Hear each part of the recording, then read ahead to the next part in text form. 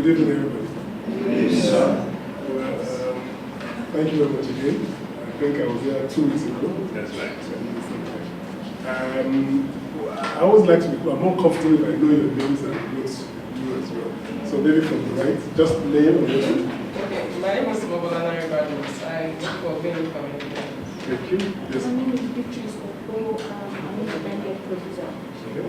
My name is Amola Aji. I'm a student of BA. Then what do you do? Because I'm executive. I'm a researcher. You're a researcher. Yes, sir. Why are you putting the back? My name is Pamela Ikwere. I work for an indigenous company, And what's the name of the Panosho. The Oracle. Yeah. Excellent. Yemi Lushaga, I work for Diamond Bank. Yes. My name is Bimilia. I'm a reporter with Television Continental. Oh, TVC. Yes, ma'am. I currently don't have a job. You don't have a job? Okay. Chris Michaels. Okay. My name is Errol Dede. I work for the First Bank of Nigeria PLC, First Bank in Nigeria. Excellent. My name is Joy Bishop. I work for First Bank of Nigeria. Richard Adedapo. I work with Field behind my Foods PLC. Field Private Foods. My name is Rita Mobide. I'm a copywriter and I work with Yellow Group. Oh. That's Aliko. Yes. Excellent. My name is Emevwo. I'm a writer and TV host. Which team? Independent programs. Okay. Yes, ma'am. My name is Bisola Ogamba. I'm a work in progress. Excellent. I'm me, Balogun. I'm a project manager with Pizza Cousins. Okay. My name is Bolaji Fati. I work for a non-profit organization. Thank you. Yes. My name is Jonathan Zoka. I'm an account manager personnel with Mesa Research and Research. My name is Anson Lariko. I work with guidance service. Reporter, Lagos Television. Okay. Excellent.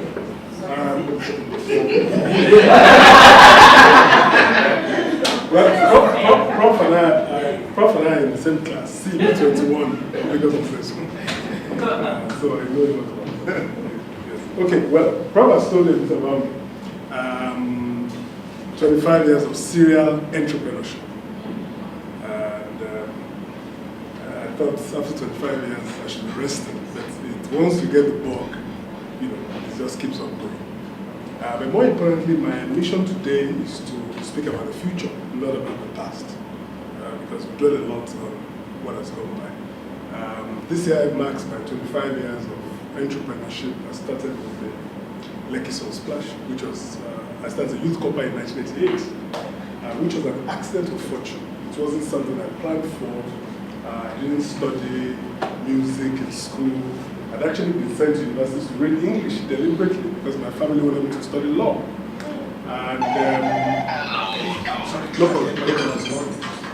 so I was a notorious party organizer. I must confess, I spent more time scheming for activities than classroom. That sounds familiar to me. So, while I was serving in Lagos at Adelegan Grammar School, I was teaching English because I studied English at first degree. I had enough time to organize parties. And one of those parties, we discovered the Lekki, the entire Lekki Peninsula was a virgin land. They just filmed this expressway, the old expressway. And so at the third party that I organized at the beach, it just occurred to me, just an inspiration, that maybe we could actually do a bigger event. There is the issue of courage of conviction. I've always had that. What you must call alaya gbagba, which is to just believe that whatever comes into your head is possible, even though you're not certain and you don't have what we're going to do anyway. At the end of the day, Lekki became a reality. We had planned for 5,000, 500,000 people came. So my life changed that night. As a matter of fact, within a week of that event, the then governor of Lagos, Raji Razaki, had invited me to Alausa. I had actually thought I was going to be sanctioned because there was a lot of commotion, traffic was blocked. But I heard that his own children that came got home at 4 a.m. in the morning. So when I was told by then Commissioner Dr. Franklin Adedapo that the governor wanted to see me, I was going with apprehension of a sanction. The Paseros that I studied in America, I It was an American idea, not knowing I started first degree in a lorry. And so when I got to it began to change. When I got the commissioner's office, I was being led to the office of the governor, the secretariat. And as soon as I entered, I saw some commissioners. There was a round conference room, and the governor was very excited. Long and short, after about 30 minutes with the governor of Lagos State, I came out with a COO of a 1 hectare land on Lekki Beach Island for 99-year lease. And the governor said he would expand an expressway with car park into the beach and give me 10-year lease of the beach. So when I came out, it was almost to me that I would never be a lawyer. There was no way I was going to go to law school. I started studying again with, when I sold the land in 2006, I sold it for 76 million. Eventually sold the land. And before I sold it, I'd used it as a leverage for a lot of things. So life changed.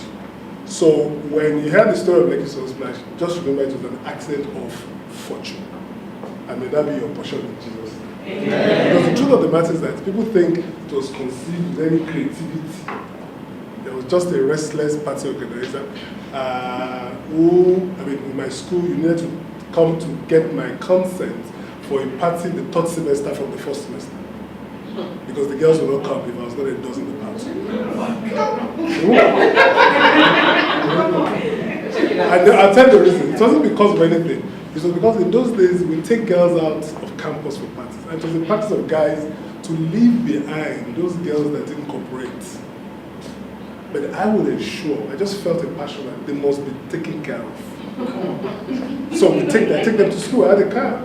So it became difficult for you to convince them to come to a party except Dapo was involved. And then it became an enterprise. So if you came to me to say you're going to have a party the second semester and you want to guarantee that it's well attended, you put in some change. Now, I've just given that small story. 5 years after, when Lekki was 5 years, in 1992, on my 30th birthday, I also introduced the first electronic billboards into the country, created a company called Benjamin Black, for those of you in the science industry. The boards that you see changing today, I introduced them in 1992. That's 20 years ago.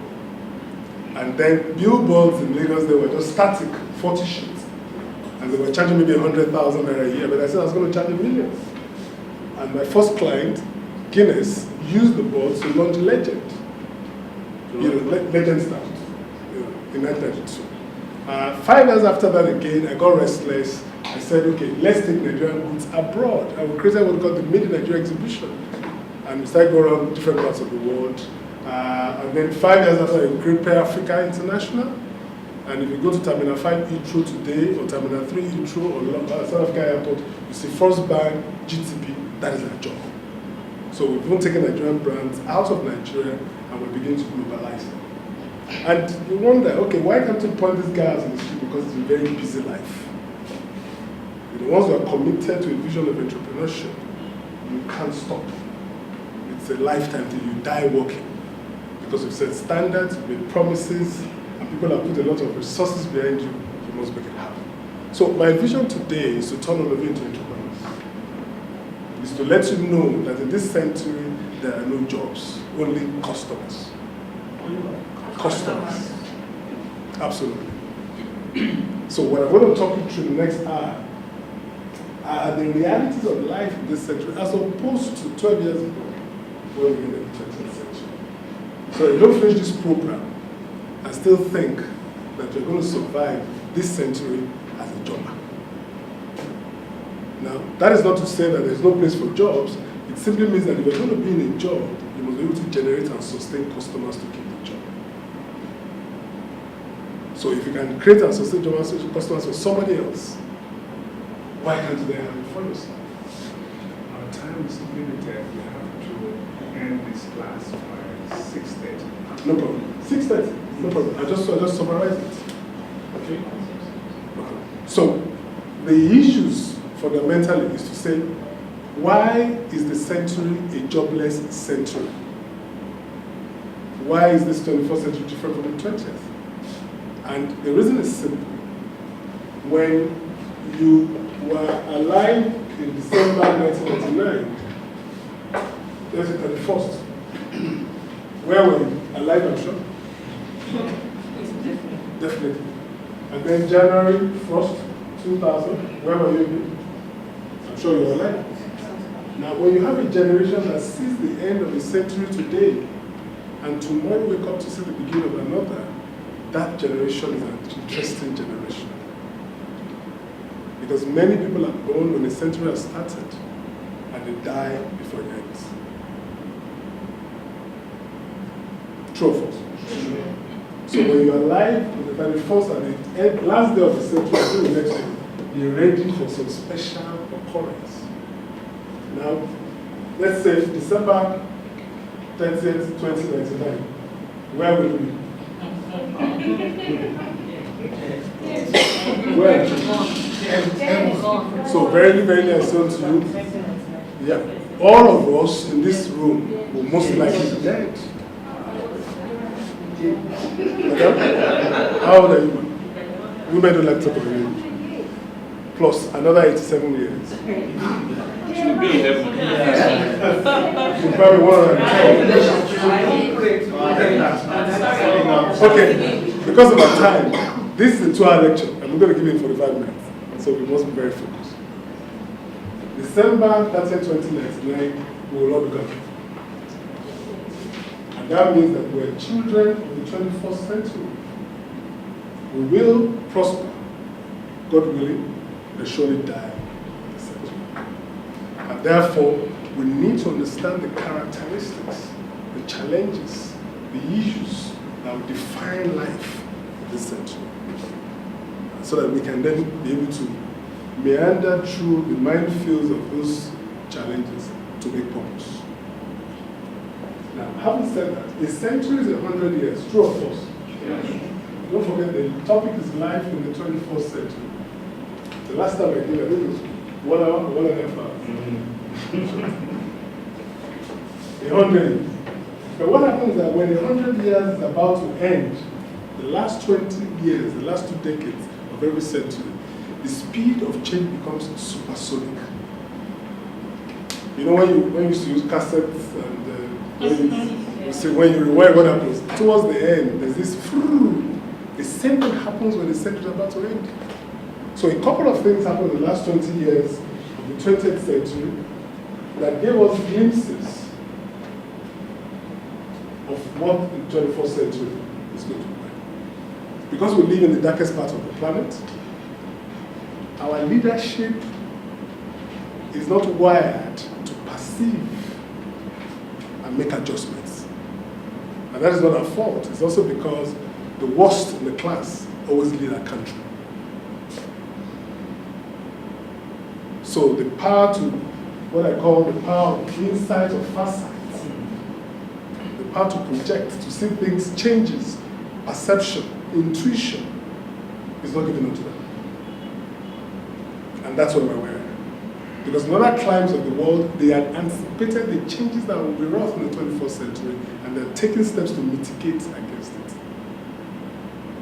So, let's look at 2 or 3 things that happened in the last 20 years of the 20th century that give us glimpses into what life is going to be in the 21st. Now, mind you, you're going to get a bit of worry and, about some news I'm going to give you, but at the end of this class, we'll give you tips and vision of how those, like Oga said, the problems that are basically opportunities. But let's look at the problem. So let's look at those 3 things, for example. The internet is number 1. Today, we all carry, isn't it, emails, isn't it? Blackberries and things. I mean, in 1984, when the World Wide Web was created, the internet was a tool of communication within the American Defense and Intelligence System. But once it was commercialized, it gave the world globalization. The world became a flat world. You can send an email to China now, and in 2 seconds or 2 minutes, you get a response. So the internet, as beautiful as it is in terms of nicety, has led to a job-unfriendly century. I was reading an article yesterday, it was in the business, Financial Times. The jobless generation. And the slogan that has then come is called customers, not jobs. Let's say customers. They are not talking, they said customers, not jobs. Yeah, repeat again. Customers, not jobs. That's the slogan. If you look around in this class, everybody beside you is a customer. You should be selling something to somebody beside you. She's buying things, he's buying things. You are spending money, millions every year. Imagine you're trading amongst one another. Not talk of your household or your family or circle of friends. In church, you are amongst customers and you're still looking for a job. So this is about customers. And even if you have a job, your inability to sustain customers, bring them in, is what will keep the job. If you doubt it, you will ultimately be asked to go. Or you will not rise, and you live in frustration. So the second thing that happened, I just went to two. Nelson Mandela. In 1999, the moment he became free, and black majority government became a reality in South Africa and became president, the economic regression of Nigeria started. 6 years at the end of the 20th century. Nigeria had expended a lot of capital to make South Africa free. But the brunt of its freedom, the downside, is the regression of the Nigerian economy. Because what happened, either to substantial inflow of FDI into sub-Saharan Africa was focused on Nigeria. But the moment South Africa became free, the attention shifted. Capital flight. The headquarters of those businesses. That's why today, the new colonialists are South Africans. And the implication of this is that for any of you that wants to thrive in the 21st century, you must have serious connection in South Africa. On the individual basis, on the corporate level, because for the next 20, 30 years, inflow of capital is through Johannesburg. Even the Chinese, because of their high level of infrastructure, sophisticated banking system, rule of law, stable policy, even though it's becoming unstable, and perception is that there's a war that's still coming in South Africa. How many people have been in South Africa? Can you raise up your hands? That's impressive. It's a crime for you not to have visited South Africa. So, find a way to get there and start making friends, okay? Because the flow of FDI to Africa will first go to and you look in the jungle. Nigeria is the destination for all that is going to South Africa. There are 160 million people, and 80 million are between the ages of 19 to 40 and very economically active. So all the brands, everything is coming in. This is a country where they produce 150 Range Rover in a year, Nigeria buys 50. And not by my higher purchase, cash down. The Jaguar is 25 billion. And my friends, the group of Coscaris, they have a backlog of almost in December. People have paid. So the reality is that even if they go to South Africa, this is where they are coming. And South Africa is 52 million people. 5 million whites, the rest black. These people own 99% of the economy. This guy is an abject poverty. We look at television recently saying there's a riot in South Africa. They are shooting people. There's a war, mind you, because the guys are impoverished. So when Nigerians enter Sandton, which is their business capital, we're like lords of the land. South Africa, the release of Nelson Mandela, a couple of years at the end of the 20th century, has changed the game in Africa. It's going to be like that for a couple of decades. So you can see just two things that happened in the last 10, 20 years of the 20th century that defines our life in the 21st. And we don't know. And you have governors talking of creating jobs, 30,000 jobs. Where is the job going to be created? Is it talking of creating farmers? That's not a job. They're going to be entrepreneurs. Haven't established the relationship between the 20th and the 21st. So let's define what is the 21st century. How many people here are reasonable? Please raise up your hand. You are certain that you're a reasonable person. If you're a reasonable person, don't even think, just are you reasonable or not? Simple. because they are avoiding it. So, all reasonable. No, accept it. Baby Ghana is not reasonable. We are all reasonable, isn't it? We are all reasonable. Rational human beings, isn't it? The 21st century has two definitions. The first one is that it's an age of unreason. What do I say unreason? Can I check whether this is better? Yeah. The age of unreason. That's the first definition. You know, unreason is the opposite of reason, isn't it? Yeah. So basically what they're saying is that this century, only unreasonable people will survive. What's wrong? Why are you looking small? No. If it's the only unreasonable person, that's the person that will make it most. And I'll explain. You see, and listen very carefully. In the 21st century, a reasonable person is defined as one that strives to make himself or herself adapt to the world. Let me repeat again. A man or woman that is striving to make himself or herself adapt to the world. A follow. Let's put it like that. Somebody who is following other people's example, trends. Dubai is the in thing. I want to get to Dubai. Somebody is having shop, I must have shop. You know, particularly with women. They like trend, it's happening, this was happening. My wife tells me they don't do that again, this is what they do. I say, I don't follow what people do. I say, they can do it. So, that is the definition of a reasonable in the 21st century. But an unreasonable, on the other hand, is someone that strives for the world to adapt to him or her. Someone that's not is creating a space or a space. You know, living in the life he or she wants to live. Someone, look, if I meet Wasil today, it's almost frustrating. Because I remember that the first time he ever came to Lekki Soul Splash was when he became a superstar. But he wonders why I'm still looking the same way. I still look 25, I get my gray hair. I'm still walking here too, and I tell him, that's the choice I've chosen. I don't want to be an Otuba or a chief. Okay? I just want to be a quiet, hard-working person. Now, so, some people do not change. Some people change. It's a choice. What you want to do with your life. So, the age of reason speaks to the need for us to do things differently. Out of the box. I mean, if it was a church, I'd have probably spoken about people like David or Joseph. What the Yoruba call courage of conviction. Characters of a reasonable person. You believe in what you want to do. I mean, when the legacy of the idea came, people thought I was crazy. I had a friend, an architect. I took him there to help him talk about a stage. He pulled the table and they were all just and said, as you concert, so as if you can't do it, it's not possible.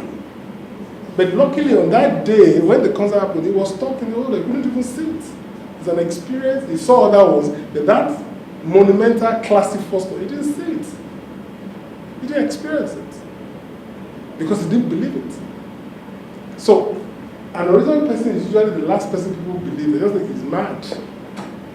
So if you are doing things as well as they say you are reasonable, then you are not going to sustain the 21st century. You must break out from the norm. You must begin to create issues. You must think different. You must even live your life differently. Nigeria likes over-celebration of success. You must step back from that and say, look, I don't want to be part of that. I'm busy. I want to continue because as they over-celebrate you, they will overkill you at the end of the day. Over-envy you. The last class, like I told them, look, the days of building my house and I'm living in it is over. Build 10 houses, you continue to be a tenant. So the families will not come and start disturbing. Yes. That's the 21st century. You know, be the tenant that have 20 houses, they don't even know you have houses. Because the day you build one and come and chop, that's the beginning of your problem. In Africa, you're not going to rest again. You're not even build another one again. Yes. But this generation, I'm building my house, maybe I'm there. This 20th century stupid. Because the truth that the moment you build the first one, the likelihood of building the second one is very difficult. They will make life difficult for you. Should they know? Okay. So, radical changes. So, 21st century age of reason is about courage of conviction. It's about dreaming beyond your circumstances. Not looking at what's in your pocket to start thinking. I mean, if I thought of what I had, I didn't spend a cover for Lekki Soul Splash. polygram record, paid every couple. They paid. They brought the best people from all over the country to put it together. I was just the face of it. Because they were the sponsor. But all the honor is me. Somebody's writing a book now that we're going to, this is the 25th anniversary of it. The governor said, oh, I don't organize concerts anymore. I do trade events all over the world. But I will put out a documentary on the book that speaks to the story of the Lekki Songs. I'll probably have a dinner for all the people that were instrumental in making it a reality for the 9 years that it held. But so, if you are reasonable, the money will come. Because the fear is, where's the money coming from? And this speaks to bold, courageous decisions and dreaming beyond your circumstances. The second definition is that it's an age of paradox. And paradox alludes to when things that are right becomes wrong, and when what's wrong becomes right. When right becomes wrong, we can't extend this class by a couple of minutes. Please, because I just want to capture and get the essence of it, so it's almost the time. You know, right being wrong, wrong being right. I mean, there's so many paradoxes in the environment. I mean, governors, age of paradox. A paradox is a situation where right becomes wrong and wrong becomes right. And we have a lot of it here. I mean, a country that's so wealthy, Nigeria is one of the world. I don't fly Nigeria Space for the last 9 years. I drive. You know, I've invested in a lot of some powerful SUVs, and I like planes on the land. And I go in a comfort. I'm going to Accra to my country with my family for Salah. And I go in a comfort. And I tell people, when you don't drive in Nigeria, you don't know Nigeria. So when I'm going to Abuja, for example, because I have an office, I go at least once every 2 months. I stop in my country in Accra for 2 nights. And then 5 hours the next morning, we're in Abuja. Just go through Lokoja or Kene and we are in Abuja. Yes, the roads are bad and things, but when you enter that coffin, 1 hour, just say no the minute, I mean, it's just maybe the end. And I've seen the beauty of this country in terms of the wealth that is there. But the irony is that we're also very poor. That's a paradox. We're not even using 70% of our land mass alone, the trees, the forests. I mean, I can't even imagine a country as rich as Nigeria anywhere in the world in terms of resources and the versatility and energy of our people. But we're also poor. That is paradox. A country where governors, the highest level of executive power, are common thieves. That's a paradox, isn't it? So, but the greatest paradox has to do with life in the 21st century. And that 2 words come out from globalization. The first is called downsizing. Everybody say downsizing. Downsizing. Another is called rationalization. I've told them yes that this course, if I package it very well, it's going to be $500,000 over 6 months. Rationalization. You know, I'm putting a book together, so you buy it when I write the book. These 2 words came out of globalization, and they will define the essence of life in the 21st century. Downsizing is the private sector description of a terrible word called retrenchment.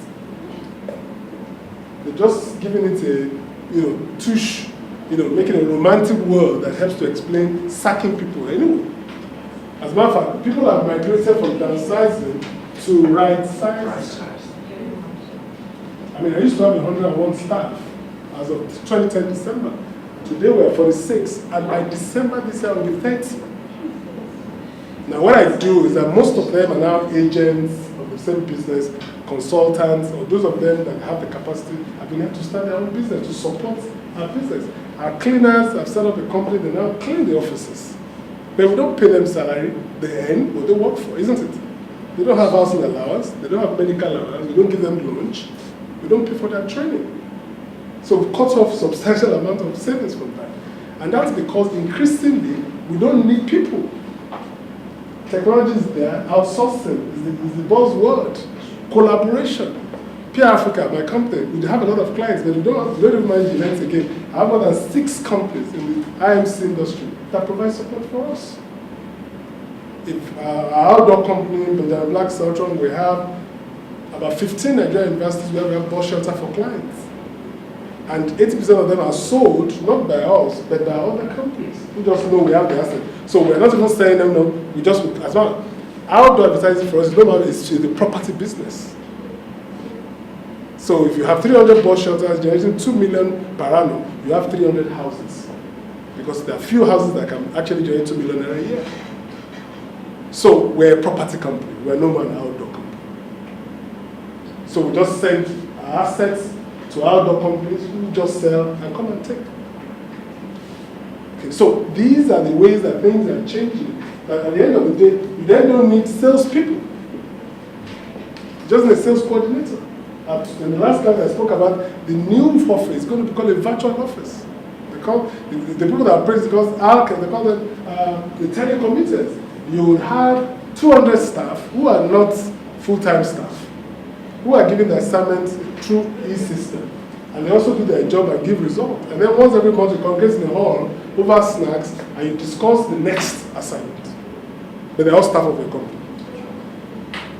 So what stays in the company is the critical organizational support staff, about 5, 6, 10 people. That's where the future is going. But the benefit for those telecommunicators is that they can offer that service to 3 or 4 companies from the comfort of their sitting room. So you don't have to wake up and rushing through traffic and say you're going to one physical spaces. That is the future. So downsizing, right-sizing, rationalization is the public sector name for the same thing that private sector is doing. People are being sacked. Ministries are sacking people without pension. We have an over-bloated structure. It has to go down.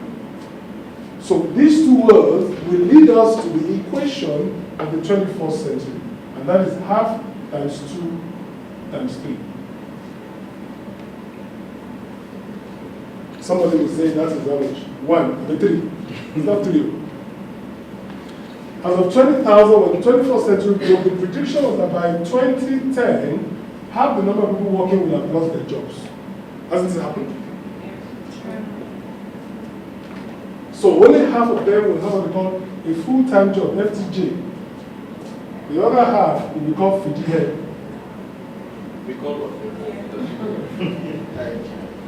Those who get letters of appointment today and they're sending out their CVs tomorrow, they're never satisfied with their job. And that's because the job does not give them a living wage. You ever say living wage? A living wage is income that you earn that's able to take care of all your immediate needs and allow you to save something for the future. How many people earn that? Raise up your hand. I don't earn it. I'm not 25 years of guru. I don't have a living wage. Because the more my income increases, the more the responsibility exponentially even increases beyond income. But for the majority of workers, because they are here, they have no skills, they have no training, they're just managing, you can't really say they have a job. As a matter of fact, with the banking reform and consolidation, this has become 1/4 to 3/4 in terms of the ratio of full-time job to part-time job. And part-time job has been on for 20 years in Europe. The biggest company in Europe, HR company, is part-time jobs. Okay? A lot of our brothers that say they have jobs in England, it's 6 months contracts. They will sit down and do for another 6 months until they are called again. No full-time job. So people come and say, I want to enter a and say, I put now 3 months. So you soon be getting 1 month contracts, letter of employment for 1 month. You perform, or if the company's function continue to sustain your salary, if you just say sit at home, 4 months later there's an order, and we need more hands, come. So you can see what life is going to be in the 21st century. It's not like our father said. It's totally different.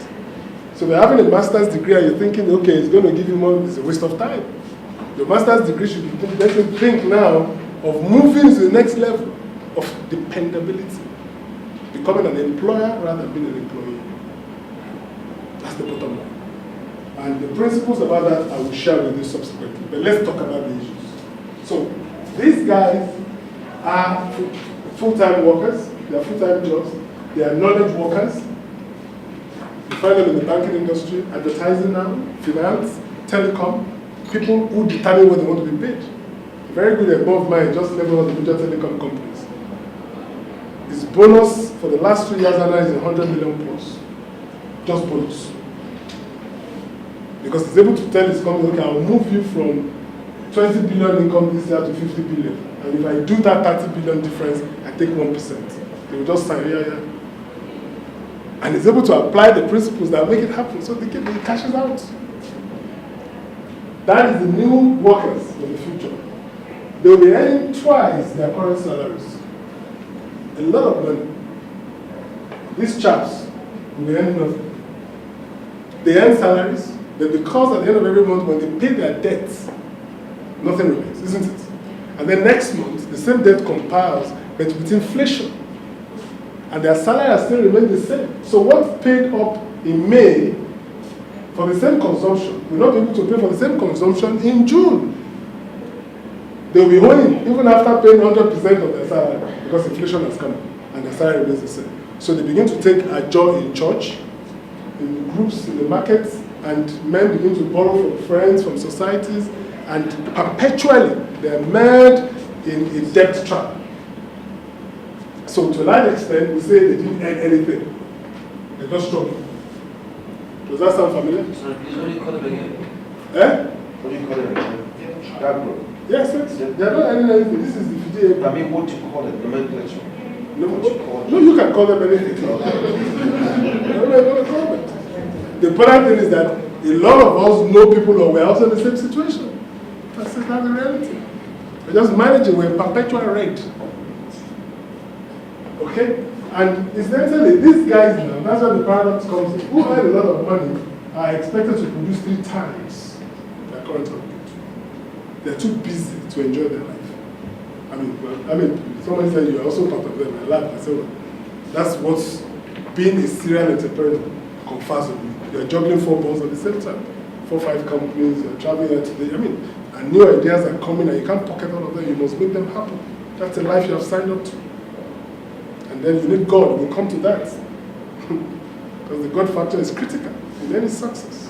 Without that, I couldn't have made that accident of fortune. Because that foundation is the foundation that gave me every other thing. Till tomorrow, if I mention my name, it's Legacy of Splash. Nobody remembers all the other things I've done. I hope when I die, it's not only like to remember. But that's what has defined the lifestyle. 25 years old, because of that God intervention. So these guys earn 3 times, produce 3 times. And you know what happens to these guys. If you go to the ministries, it's gisting, selling, all kinds of issues, but nothing productive. That's the truth. And the paradox then is that those who have a lot of money to spend have no time to spend it. While those that have no money have all the time to go to cause havoc. And then when you have a kidnapping, armed robbery, area poison, cultism, and all the other vices that many people are subscribing to, you begin to understand the paradox. No, they're subscribing to it. Because the paradox of the 21st century. That in this century, those who have money, you buy a Range Rover, you buy a Jaguar, you must have a gun beside you, and you can't take it out at night. Because when the owners are pair, they take it. They just take it. The real owners. So, in reality, the Yoruba says the bird lands on the rope is shaking, the bird is also shaking. Nothing is there. That is where the Kweba will find herself. And these are the definitions of life in a century that you and I must prosper, and we shall die. So how do we resolve it? How do we then walk through this 21st century? So let's look at the solution. So there is a task. I can clear this? Yes, sir. Let me see. Can I go on the way for it? No, go ahead. So how do we resolve these challenges of the 21st century? I've given this lecture more than 100 times in many institutions, companies, retreats, schools, here and abroad. Pardon? Pardon? Oh, I can't even collect the number of advices I've done. But they're mostly also churches. But I gave this in Yoruba in a church at a synod, somewhere in the state of 4 weeks. And it's very tempting to not talk about it, I have to talk about it. That's the God factor. Because I don't tell you the solution, but just lay it as a foundation. There is no answer. If I come here and I tell you there's a solution to the first century problem, I'm lying. I mean, it, all of us are running on it. There's a structure that I will share with you that can help you define how you will make your own life and make it something.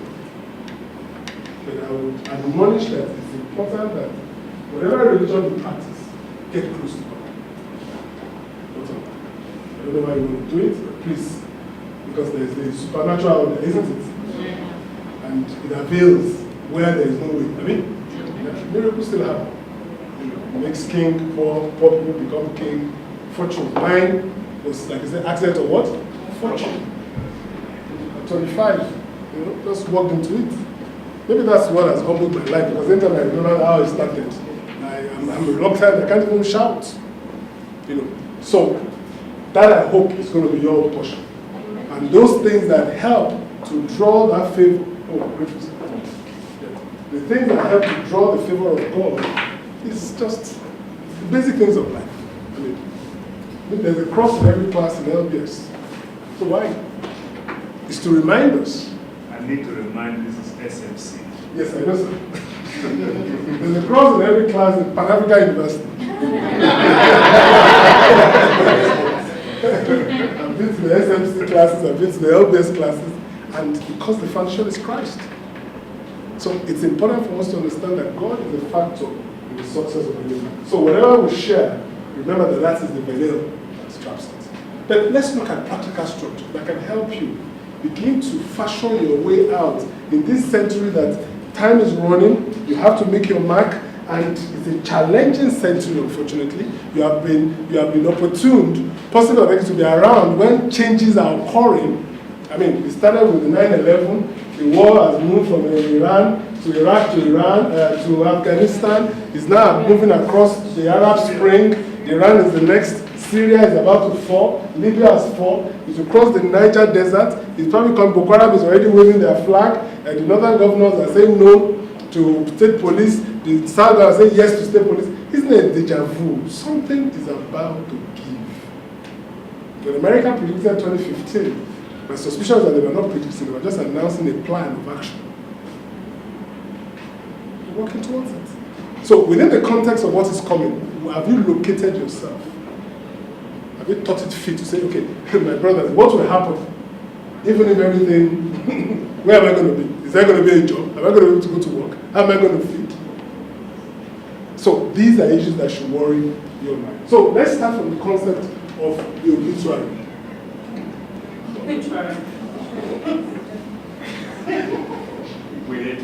Age of what? Age of what? Answer me now. We're talking about age of what? We're going to be reasonable. We're not going to be talking like reasonable people. The truth of the matter is that the day you conquer the fear of death, you have started living. But as long as you're still afraid of death, you're not living. An obituary is a statement of our life that is written about us by friends and foes alike when we're not in a position to say they have lied or they're saying the right thing. Dead men don't talk. And those that hold you money will claim that you hold them money when you're gone. They will contrive evidence that 50 million naira is in your hands, while they are the ones that actually you're gone. The road to success in the 21st century, bottom line, is that you must have a glimpse of the end. How you achieve that, there are spiritual dimensions to that, and there are also secular dimensions to that. The ability to have foresight, to be able to have a glimpse of where you want to end your life, as well as a decision. I mean, how many people want Lagos State to declare public holiday when they die, or Nigeria to name an airport or something after them? I'm sure all of us want to, isn't it? But once you want that, then you need to work towards that, isn't it? You must become either a prominent Nigerian, isn't it? A former head of state or governor, somebody of relevance and importance who have served society, isn't it? To be able to achieve that. So if the first place to start is the end, as to how do I want to be remembered? What is the kind of obituary that the Guardian will carry about me? What will they write down? So we're enjoying that the first way to start is that we should script our own obituary. I mean, Prof will tell you to writing and scripting. I'm not an expert. But scripting alludes to a more serious form of writing than just writing. True or false? Those of you that read the Bible, Habakkuk 2:4 speaks about writing the vision down, writing on the tablet, so that he who runs with it, you may tarry a while, but surely do what? Come to pass. So when we sit down and say, this is the kind of obituary that I want to be written in the Guardian, I'm 50 now. I want to play tennis for another 45 years. So by 95, whatever happens, I will ask God, I'm ready, here I come. So on my 95th birthday or so, but when I die, I've written the kind of obituary. Who works in the Guardian? Aha. That will be written about me. So I'll begin to live that obituary, isn't it, from today. So being here today, being here 2 weeks ago, and being available to Prof anytime to come and give talk at no cost to anybody is part of that obituary. Because there's an expected end. And when that end comes, don't be surprised. I will have earned it because I've walked the talk, isn't it? Because it's a plan. How many businesses do not have business plan? Can they start the year without business plan? How much more our lives? So the first way to start about dealing with the challenge of this century is to script obituary. Write down what you want to be written about you when you are gone. You can write it. We all have an idea of how we want to be remembered. True or false? So write it. The moment you've written it, it becomes a roadmap to success.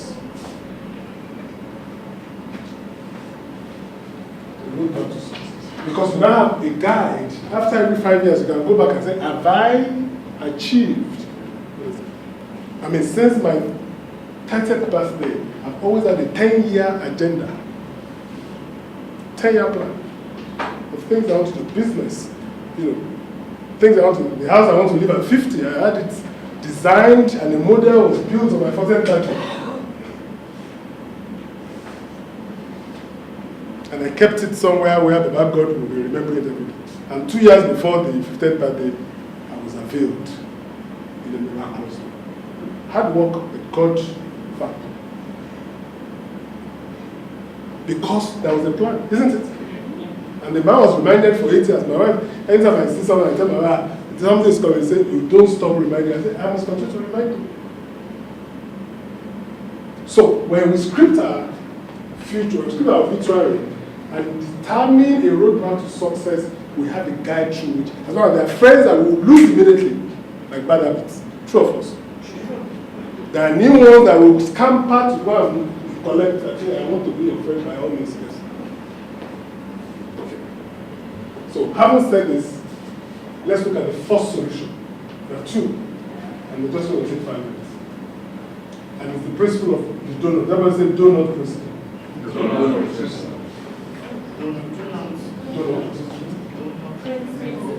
The donut principle. How many people visit Mr. Biggs or Tantalizer? Okay, how many people have ever been to any fast food in Nigeria? Raise up your hand. That's all we go to Bocatera. That's the best. How many people have eaten the donuts in any of the fast food? Donuts in any of the fast food. I agree with donuts. I said to you that those donuts are glorified puff-puff. Yes, very true. With the jam in it. Jam in it. Glorified puff-puff. The real donut has a hole at the center and the bunch of flour is fried, isn't it? Yes. Now that hole at the center is regarded as our area of core competence. That is our primary area of training. Doctor, lawyer, engineer, creative people, journalists, advertisers, PR people, marketers, accountants. And we know from the last equation of the 20th century that the probability that anybody that's in a job here today will lose it tomorrow is very high, isn't it? Yes. A Anything can. And what I think that can lead to that, change in government policy, isn't it? Yeah. Competition, change in taste, anything can bring a business down. And then you can fall to this vehicle. So because of that, we all know that none of us can sustain a life on income and our core competence. Our salary is not enough to give us the kind of life that is sustainable in the 21st century. So we're enjoying to look at the larger space within the donors. And therein lie some talents that we need to activate in addition to our core area of competence to survive in the 21st century. In the 20th century, it was a core competence century. You had principals of schools who retired and had trained their children abroad and built a house. I went to Sevens Grammar School, the oldest secondary school in the country, and my principals, I know a lot of them who retired and sat quietly and they had their pension and they were very rich. But how many people can survive with that today? So these two talents, the first one is called pedigree talent. How do I say pedigree? Pedigree talent. That's the talent that we inherit from our parents. My own mother was a caterer. I grew up on the University of Lagos campus. She was a catering manager, and I learned from age 11 to roll pastries. That's why I learned between donut and a glorified puff puff. Even though I don't have a catering outfit or a fast food, then I can roll pastry, I can do meat pies, I can do square. I have the formula for the best meat pie that you can ever eat. And maybe one day, my own fast food will come to the high street and you start contributing money. But that's my pedigree talent. So what is yours? Some of our parents did one thing or the other and were particularly involved, particularly the women. The woman that owns Tasty Fried Chicken used to help her mom sell rice and whatever as a young lady. And after studying in America, came back to Nigeria. What she said? Rice and beans. On her 60th birthday, she took 60 friends on a boat cruise in the Mediterranean. Money is no money problem. From pedigree talents. Natural talent is the next one. Everybody say natural. That is the talent that God has built in us. My 40th birthday, I discovered that I also could be a motivational speaker. And I have not earned any money from this. Though the last platform I attended, he gave me a return first-class ticket to British Airways. That describes to me what I'm going to be charging next time Prof calls me. Down and send the bill.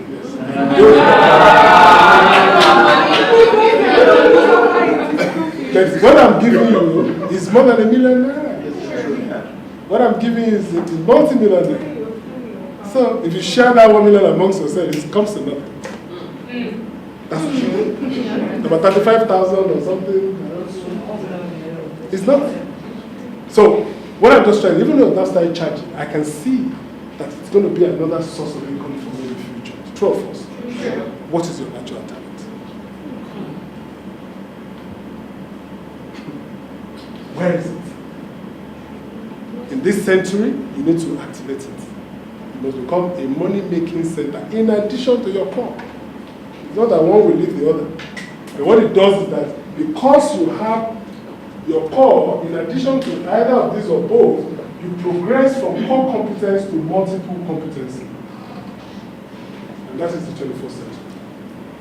It's a multiple competency century. The days of going to job 9 and come back at 5 is over. You must have 2-3 jobs you are doing. Women must have a salon. When they come from the bank, they must go there over the weekend because the money women spend on nail and hair is fantastic. I even want to set up one. Because I heard they spend 150,000 on attachment. I mean, that's serious money. She also opened a chain of women nail centers. That's like fast food. So what are you doing? You're in the bank, yes. What stops you from having that? And make money, extra money. Those that can teach. Can write books. It is the end of the enjoyment of 9 to 5, one job, and we're happy. We will suffer in this century. So, this is about the individual graduating from core competence of the 20th century to multiple competence. And if you are multiple competent, you also have what they call multiple streams of income. So that there is no one source of money. You know that if one is quiet, I'm sure another one will keep you alive. Basically, this is the lecture in a summary form. Except for those of you that are probably into self-employment, then we can talk about the S-curve. If you have registered your business. I mean, we all know Bonvita has transformed itself from what we used to take to uncles and aunties when they were in hospital to the A to Z of children's vitamin. And I hear that the research from the 50th anniversary that they have changed the colors of their pack to feminine colors like purple and pink, and they have changed it from its masculine container to something sexy. So what are they saying? I have it on go, don't quote me, that because of the kind of money women spend on their hair, very soon you may see a woman as the image of Bonvita and say, the drink that makes your hair shine.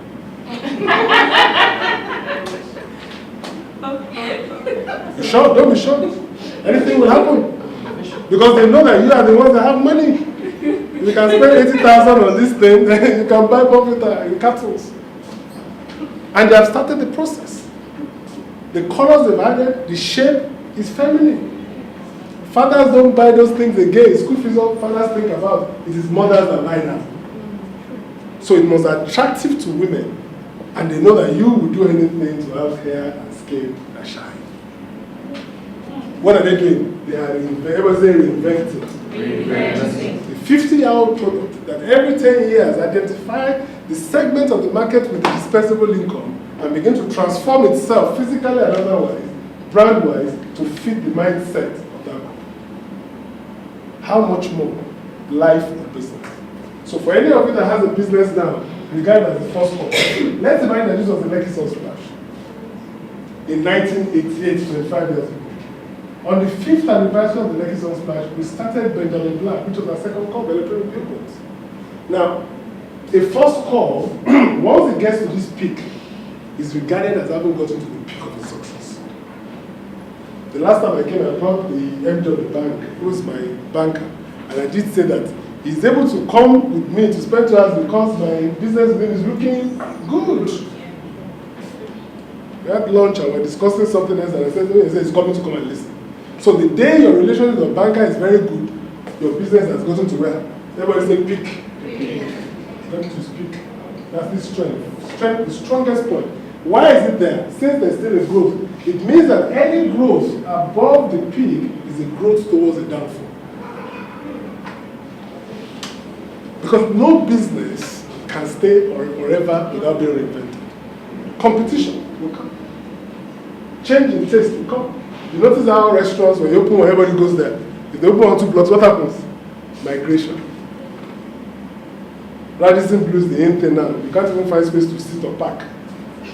Let them open the Intercontinental. The guys will do what? So, you are enjoined as an entrepreneur that once you have seen that your first business at this peak, begin to cut a new second curve. This is the principle of the second curve. And it can be either vertical or horizontal. Okay? And so we started Benjamin Black in 1992 on the 5th anniversary of the Lekki Sun Splash. And we bought electronic billboards in a country where there was no electricity. And we're charging 1 million naira. But Nigeria, corporate Nigeria bought into it because of the reputation of 5 years of solid concert that was already internationally acclaimed. Now, if this was not successful, nobody would have granted me the benefit of this to invest or to buy into this. And so 5 years after again, this one also gave back to something else, CELTRON. Indoor, outdoor. People still think billboards are going to be on the street. The future is about interactive billboard, bus shelters, street furniture, control spaces. That's where it's going. You can see what Blake Lassa did to billboards in Lagos. Almost 70% will have failed because with urbanization and urban regeneration, billboards are going to be casualties. So they want bus shelters in the street, they want the petrol stations, they want inside campuses. That's where the money is going to be. Controlled environment, point of sales advertising. So, so you can see that the curve just keeps on going, and then when GT Bank says it's going to London, we also follow them there. We became the first company to take a Nigerian brand to England, buses, taxis, airports, to South Africa. Just done for First Bank, we're doing for Lagos State. So there is no end to the value chain. Once you get the first curve right, and that's very important. How do I get my first curve right? So you won't use your first curve to be your third curve. Because if the first curve is not right, you will struggle with it, you'll not be able to take another curve on top of it. that's where the divine factor comes in. My first call was not chosen, it was an accident of fortune. But it was a good one, because on it, others were able to be laid. And what is the simple kind of first call? Your first call should be something that's second nature to you. It's not what you read in school.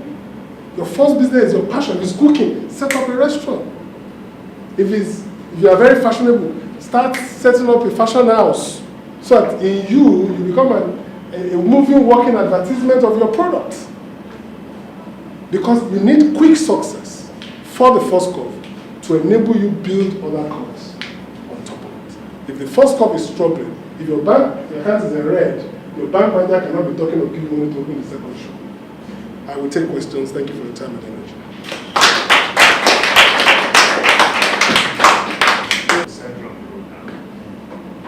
Net worth. About $5 million.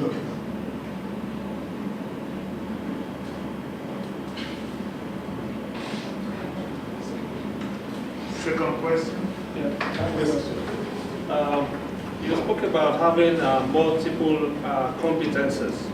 Now, the core competence we have is perhaps what we do for a living, and we are encouraged to set up perhaps new businesses under our pedigree talent, natural talent.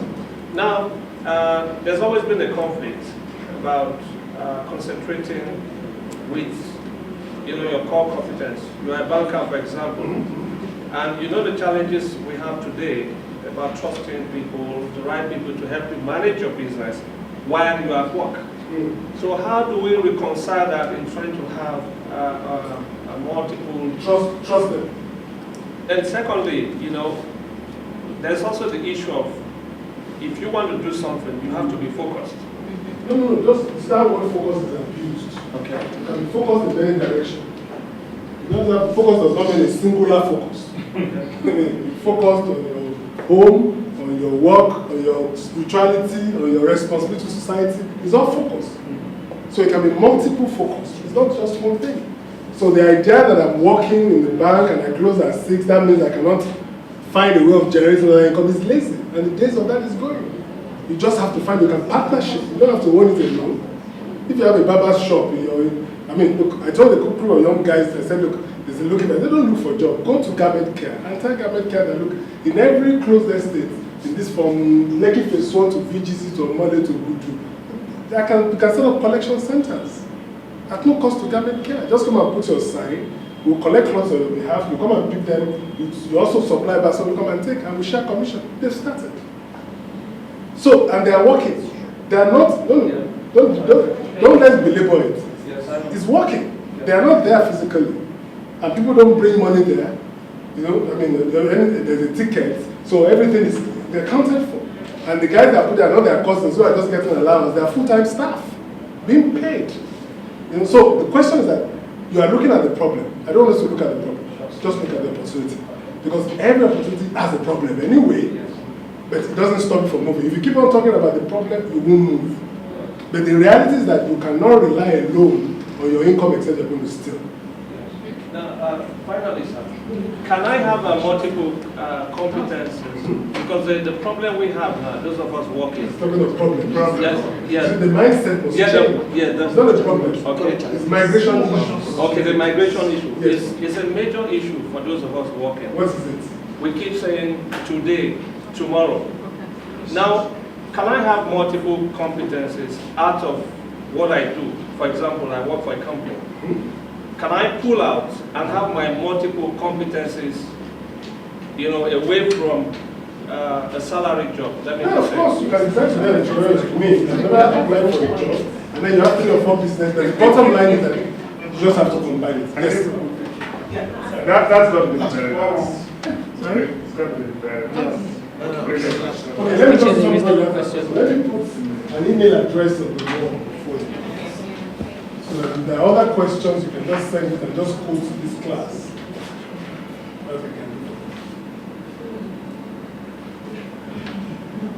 So it's dpbenjamin@gmail.com. Just put your name, put the class, and dpbenjamin@gmail.com. gmail.com. Yes, your last question first. It's not an intention to take you back. I just wanted to understand a little bit more about the pedigree talent you talked about. Does everybody have it? I said those that have it. Okay. If you don't have pedigree, it was that natural. Okay. And some have both. Okay. don't have any. Whatever. It's not